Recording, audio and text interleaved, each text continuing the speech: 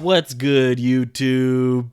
Welcome back to another episode here. We have some big news today. The Xbox Series S has finally launched. We finally get to see how it looks, and we finally get some information, and we get some dates and some prices, but not all of them. So what does this mean for you? What does this mean for next gen? We're going to get into that right now.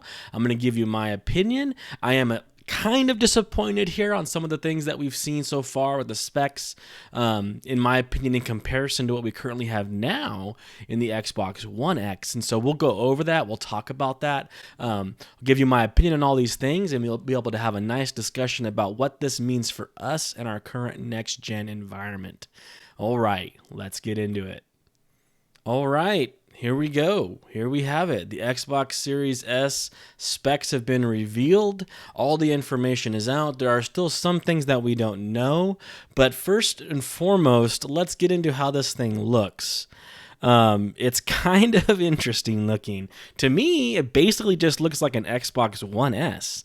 They're calling it the smallest console ever.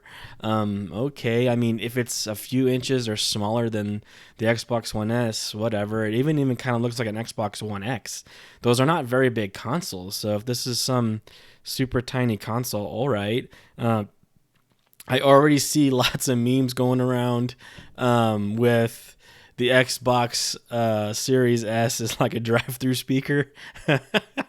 You know, the speaker you talk into when you go through a drive-through. I mean, that's totally true. What's the deal with this waffle right on the front of it? I mean, I guess that's its vent, but that's too big, right? Like, did they think that was cool? It looks kind of like a domino. That's kind of weird and bizarre. I do like that it's small, and I do like that it's white. But that big giant waffle there that looks like a drive-through speaker is pretty intrusive. I wonder if they could have done something different with that. I kind of think that's a knock on the way this system looks. Moving on, we have that a release date of November 10th. So that means I'm assuming the Xbox One X will launch on that date as well. We haven't been given any confirmation on that, but it has to be, right? If November 10th is the launch date for the S, and that's mostly going to be the launch date for the S. And I'm assuming that means the PlayStation will launch right around there as well. The PlayStation 5 might want to launch a week before this, a week sooner, just to get the initial next gen hype first, right? People wanting to jump into next gen as soon as they can. You get that initial hype first, and you kind of steal some of Microsoft's thunder. So some of this game of chicken has been a little bit dissipated here. It looks like Xbox was kind of the first to blink with giving us a date. And halfway of their price, because we know what one of their consoles costs, the S, but we do not know what the X costs yet. There's still lots of speculation that the X will cost $499, but we don't know that. We haven't been given the price yet on what the X will cost. We only know what the S will cost. And if the X costs $599 and this is half that price, then that's good. That's a good thing. So here we go. We have the Xbox Series S. It will have a 512 gigabyte solid state drive, which I don't think that's enough space.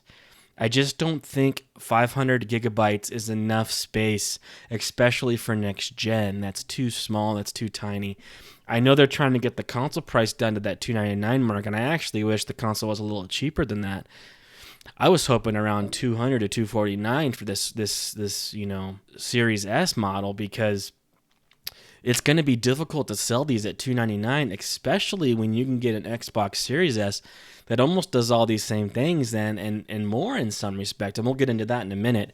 But as we can see here, it's all digital. So this is the all digital model, which we were looking to hopefully have.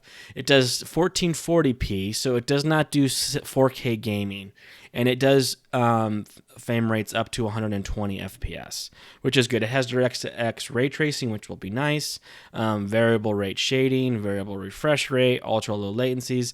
Once again, 512 gigabytes. Yes, solid state drive is awesome, but 512 gigabytes I just don't think is enough in the next gen world. I don't even think 1 terabyte's enough in the next gen world.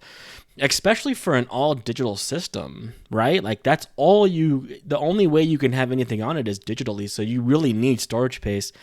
And so you're going to have to upgrade that. I'm sorry. You're going to boost your price up to your console another $100, and you're getting close to that 400 plus range once you get the memory higher, or the hard drive higher. And we don't know what the memory is. We don't know what the RAM is on this system. We have no idea.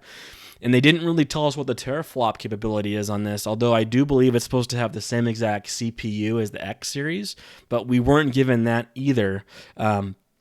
So there's some alarms here for me that I'm not certain I like. The price might be a little bit too much because you have to upgrade that solid state drive. 512 is not enough. So this $299 price point is kind of deceiving. And not too many people are talking about that. Yeah, it's $299, but 512 gigabytes for an all digital system is not going to be enough space. So you have to look at that as being about $399, and then you're probably getting right up to where the PS5 is going to be, which is probably going to be $399 for their digital edition. And I would bet it comes with a terabyte on there. So I think this is a little bit fool's gold. I think this $299 is a little bit of fool's gold here, and I think Microsoft is kind of pulling the wool over our eyes. I don't think this is that great of a deal when you only get a 512 gigabyte hard drive. Yes, it's solid state, and that's incredible, and that's wonderful. It's going to be snappier. Games are going to be seamless and smooth. It's going to have that next-gen feel. But what is that going to be? I mean, Warzone is over 100 gigabytes on its own. That's one game, and you know that these next-gen games, with all the improved, resolutions, are going to be taking up more space, moving into the future than games even take today. So I don't see 512. This is going to be what, 5 games? 5-6 games you can have on your hard drive? You're going to have to constantly be deleting games you may not even have finished yet, and you want to go back to, and you got to re-download them. So I don't know. I think 512 gigabytes is not doable. I don't know if it's even usable at that amount for an all-digital console. You're going to have to up that. You're going to have to bump that, at least double it, or add a whole nother terabyte to it. So when you do that, you're going to be seeing this price increase on you. And so I think that's going to be a major problem. And I think a lot of people are noticing that that's too small a hard drive space. It should have been a terabyte, just like the X. You had to have that. If that had a terabyte, then I'd be pretty excited about that price. And it upscales 4K. Once again, I mean, that's kind of ridiculous for next gen, right? It upscales 4K. So to give us some sort of perspective here on how good is this? Is this better than what we have right now? And it is a little bit, in some respects, it's a little bit better. But if we look over here, we have the Xbox One X specs, and we don't know the CPU and we don't know the GPU of the Series S, but from what I've been hearing, the Series S is going to have 4 teraflops GPU. And the One X, the system we have right now in this current gen, is 6 teraflops. The CPU is going to really help that. It's going to help, bridge the gap between that little gap between 4 and 6. But we're talking about last gen here, and then last gen, we have 4K resolution up to 4K. So some games are 4K, and so, and also don't ever underestimate the beauty of having a Blu-ray disc drive. You're giving up that freedom. That's a whole Blu-ray disc drive there. You'll be able to play every Blu-ray you own. Maybe you're going to keep both, your Xbox One X and upgrade to the Series S, but especially out the gate, everything that you can play on the Series S, you're going to be able to play on your Xbox One X. Is this worth buying? Is this even worth getting? I don't know. And you have, of course, this is a standard hard drive, but you have 1 terabyte of space here. So it is better in some ways, of course, versus the Series. It's better than the Xbox One X, but there are some things that are a problem. Like this, some has a native 4K and HDR on some games. The Series S is not going to have that. It has upscaled 4K. So I don't know if this is better, or if this is a better enough system to get me to want to go out and buy it, especially when I have to upgrade the hard drive. So this is kind of a bittersweet revelation. I'm happy we finally got some information on next-gen consoles. We know that the data is going to launch. We know, how much it's going to cost, at least for the Series S. But I think it's a little bit of fool's gold here. I think you're going to have to spend more money than you would have thought you had to spend, because you have to upgrade that hard drive. I just see it already. You are going to be so annoyed with that 512 gigabyte solid state drive, constantly having to remove and swap games all the time on it. It's going to get annoying, and you're going to see how annoyed you are every time you have to delete a game, and how you just don't ever have enough space. Because I run into that situation right now with 1 terabyte. Games are going to download much quicker. It's going to be much more smooth. You're going to be able to swap games fast. It's going to be really nice. It's going to feel premium.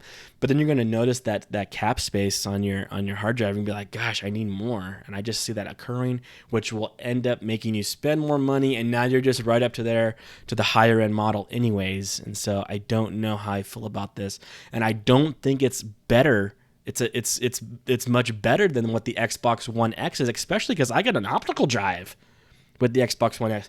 And you can find these right now for $299. You can find them right now on sale. You can find them on eBay for $299 right now. The same exact price as this new one, and you get the disc, and you get a disc drive, and you get a Blu-ray drive, and you get all these wonderful things. And now I don't know if it's worth waiting to buy this system. So while I am excited and I'm happy to get some news, there's a little bit of reservation here for me. So let me know what you think. Do you agree with me? Do you disagree with me? Are you super excited about this, or not so excited about this? Please let me know in the comment section below. And as always, have a great rest of your day and week.